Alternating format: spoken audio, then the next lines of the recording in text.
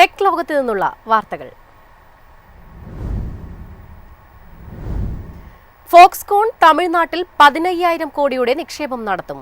14,000 engineering തൊഴിലവസരങ്ങൾ സൃഷ്ടിക്കും.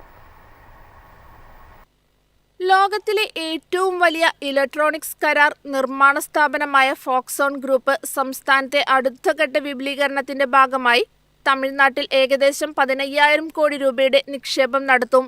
ഇവിടെ 14,000 എഞ്ചിനീയറിംഗ് തൊഴിലവസരങ്ങൾ സൃഷ്ടിക്കപ്പെടുമെന്ന് സംസ്ഥാന വ്യവസായ മന്ത്രി TRB രാജ തിങ്കളാഴ്ച പറഞ്ഞു.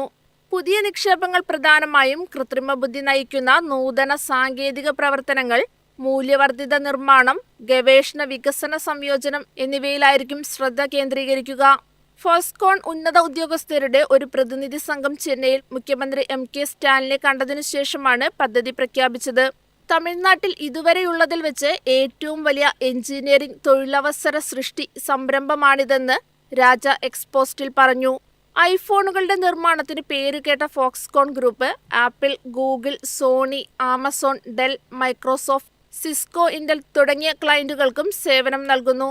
ഫോക്സ്കോണിന്റെ ഇന്ത്യൻ പ്രതിനിധിയും സീനിയർ ഗ്ലോബൽ എക്സിക്യൂട്ടീവുമായ റോബർട്ട് വു തമിഴ്നാടിന്റെ ഭരണ മാതൃകയിൽ ആത്മവിശ്വാസം പ്രകടിപ്പിച്ചു.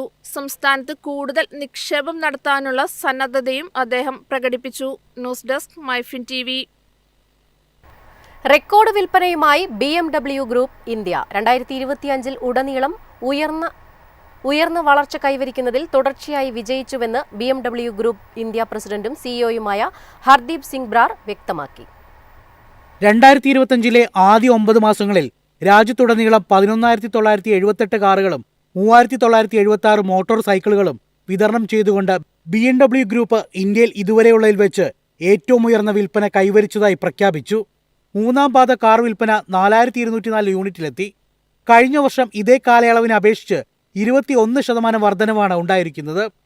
പുതിയ ഉൽപ്പന്നങ്ങളുടെ ലോഞ്ചുകൾ, ആഡംബര ഇലക്ട്രിക് വാഹന വിഭാഗത്തിലെ വർദ്ധിച്ചുവരുന്ന ആവശ്യകത, ജർമ്മൻ വാഹന നിർമ്മാതാക്കളുടെ ലോങ് വീൽ ബേസ് യൂട്ടിലിറ്റി വാഹനങ്ങൾ എന്നിവയുടെ ഇന്ത്യയിൽ വർദ്ധിച്ചുവരുന്ന ജനപ്രീതി എന്നിവയാണ് ഈ പ്രകടനത്തിന് കാരണമായത്.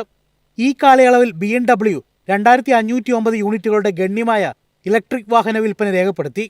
ഇത് വർഷം തോറും 246% വർധനവ് കാണിക്കുന്നു. കമ്പനിയുടെ EV പോർട്ട്ഫോളിയോയിൽ ഇപ്പോൾ 6 കാറുകളും 2 സ്കൂട്ടറുകളും ഉൾപ്പെടുന്നു. മൊത്തത്തിലുള്ള വോളിയങ്ങളിൽ iX1 മുന്നിലും i7 രണ്ടാം സ്ഥാനത്തുമെത്തി. മൂന്നാം പാദത്തിൽ ഇതുവരെ 5,000 ഇലക്ട്രിക് വാഹനങ്ങൾ വിറ്റഴിച്ചുകൊണ്ട് BMW ഗ്രൂപ്പ് ഇന്ത്യ ഒന്നാം സ്ഥാനത്തെത്തി. BMWന് ഏറ്റവും കൂടുതൽ വിറ്റഴിക്കപ്പെടുന്ന സെഡാനായി 3 സീരീസ് തുടർന്നു. മൊത്തം കാർ വിൽപ്പനയുടെ 16% സംഭാവന ചെയ്തു. News desk MyFin TV. Kwid EV പരിഷ്കരിച്ച പുതിയ മോഡൽ ലോഞ്ച് ചെയ്തു. മികച്ച സുരക്ഷയും ഒറ്റ ചാർജിൽ 250 കിലോമീറ്ററും കമ്പനി വാഗ്ദാനം ചെയ്യുന്നു. ഫ്രഞ്ച് വാഹന ബ്രാൻഡായ റെനോ തങ്ങളുടെ എൻട്രി ലെവൽ ഇലക്ട്രിക് ഹാച്ച്ബാക്കിന്റെ ഇലക്ട്രിക് പതിപ്പായ കിഡ് E-Tech 2026 ബ്രസീലിൽ അവതരിപ്പിച്ചു. പുതിയ റെനോ കിഡ് ഇലക്ട്രിക് പരിഷ്കരിച്ച സ്റ്റൈലിംഗ്, ഡിജിറ്റൽ മെച്ചപ്പെടുത്തലുകൾ, സുരക്ഷയിൽ കൂടുതൽ ശ്രദ്ധ എന്നിവയുമുണ്ട്. കമ്പനിയുടെ വൈദ്യുതീകരണ തന്ത്രത്തിലെ ഒരു സുപ്രധാന ചുവടുവയ്പായി ഈ കാർ കണക്കാക്കപ്പെടുന്നു. യൂറോപ്യൻ വിപണിയിൽ ഇതിനകം തന്നെ വളരെ പ്രചാരത്തിലുള്ള ഡാസിയ സ്പ്രിംഗ് EV അടിസ്ഥാനമാക്കിയാണ് കിഡ് EVയുടെ പ്ലാറ്റ്ഫോം നിർമ്മിച്ചിരിക്കുന്നത്. പെട്രോൾ പതിപ്പിനെ അനുസ്മരിക്കുന്ന തരത്തിലാണ് കാറിന്റെ രൂപകൽപ്പന. പക്ഷേ EVയിൽ ചില പ്രധാന മാറ്റങ്ങൾ ഉൾപ്പെടുത്തിയിട്ടുണ്ട്. മുൻവശത്ത് അടച്ച ഗ്രില്ലും ലംബ സ്ലാറ്റുകളും ഇതിനൊരു സോളിഡ് ഇലക്ട്രിക് ലുക്ക് നൽകുന്നു. ബമ്പറിന്റെ ഇരുവശത്തും പ്രൊജക്ടർ ഹെഡ് ലാമ്പുകൾ സ്ഥാപിച്ചിട്ടുണ്ട്.